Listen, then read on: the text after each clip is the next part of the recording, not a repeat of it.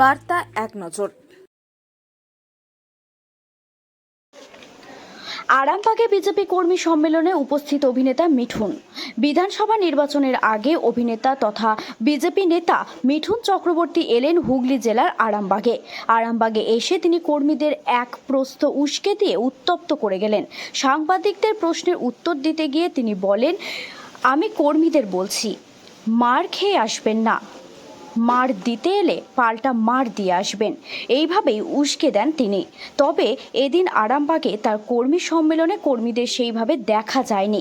8 থেকে 80 তাকে কেউ কেউ দেখতে আসেন, তারপরেও চলেও যান। এদিকে কর্মী সম্মেলন চলাকালীন মিঠুন চক্রবর্তীকে ক্ষোভ উগরে দেন কর্মীরা। ব্যাপক চিৎকার চেঁচামেচি শোনা যায় বাইরে থেকে। সাংবাদিকদের মুখোমুখি হয়ে বলেন, আমি একজন অভিনেতা, তাই সকলের সাথেই আমার যোগাযোগ আছে, সুতরাং এসব বাজে কথা।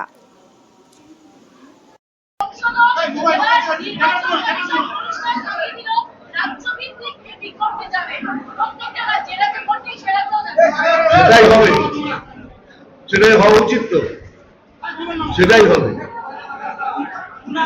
কমিশন যেটা জানিয়েছে সেটাই হবে, আর ডেফিনেটলি হবে। মানে যতখানি চুরি চামারি হতো সব বন্ধ হয়ে যাবে, যেগুলো সব ফলস বোর্ডিং হতো সেগুলো কম হয়ে যাবে, যারা যারা ফলস বোর্ডিং করতো তারা বেরিয়ে যাবে। আপনি কোন চ্যানেলের? হ্যাঁ, আপনারা এটা করুন, আর এখানে আসবেন না। এই লোকটার নাম নিলে আমার নাম, এটা একটা প্রচার নর্দমা। এই প্রচার নর্দমার সাথে আমার কম্পেয়ার করবেন, যান আপনি চলে যান, বলবেন।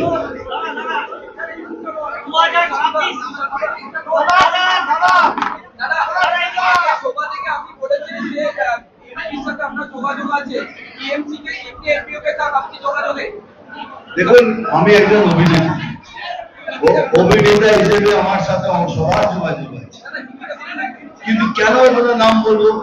সবার সাথে আমার যোগাযোগ, এটাই অভিনেতা, এত দিনের অভিনেতা, সমস্ত লোকের সাথে আমার যোগাযোগ আছে, 24-25 জন ঘনিষ্ঠভাবে যোগাযোগ আছে, তাদের নিয়ে কেন কথা বলতে হবে? প্রবলেম হবে। এবার প্রশ্ন করার কিছু আমি বলিনি, দুশো বাইরে কথা বলবেন, আমি কোনদিন নাম্বার নিয়ে কথা বলি না।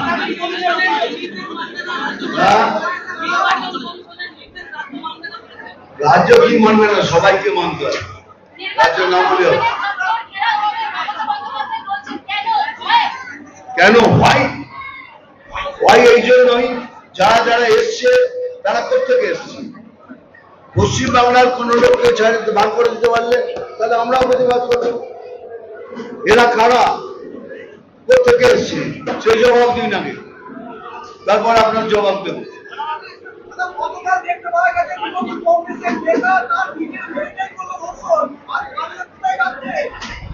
নিজের মেয়েকে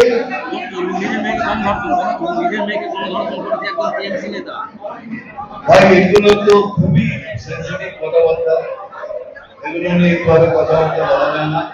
তবে এইটুকু বলেছি, সেগুলো বলেছি, এই সরকারে দুর্নীতির কোনো ভাব নেই, যেটা কথা বলবো। মেয়েদের, আমাদের মায়েদের ইজ্জতের কোনো সুরক্ষা নেই। সেই রাজ্যের ব্যক্তিত্বকে কিছু বলার আমি কিছু মনে করি না।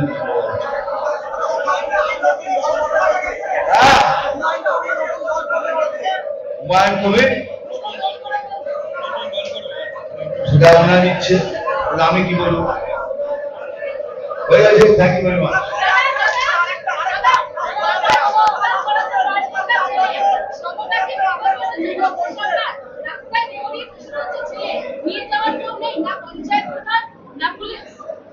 সেটা বুঝে নাও, তাহলে কিরকম নেতৃত্ব চলছে, কিরকম সরকার চলছে, এটা থেকে বলা যায়।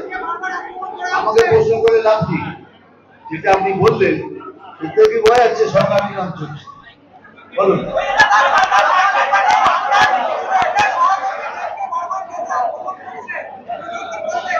আমার সহকর্মী শুনতে পাচ্ছি না ভাই, দয়া করে চুপ করুন প্লিজ। কিছু সুযোগ আছে। ঘাটাল মাস্টার পর আমি যখন ঘাটালে যাবো তার জবাব দেবে।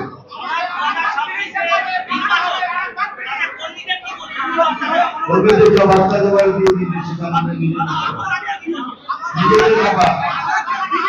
আমি একটা কথা কষ্ট বলেছি, মা খেয়ে বাড়ি আসবেন না, মানলে মারবে, কি বলবো।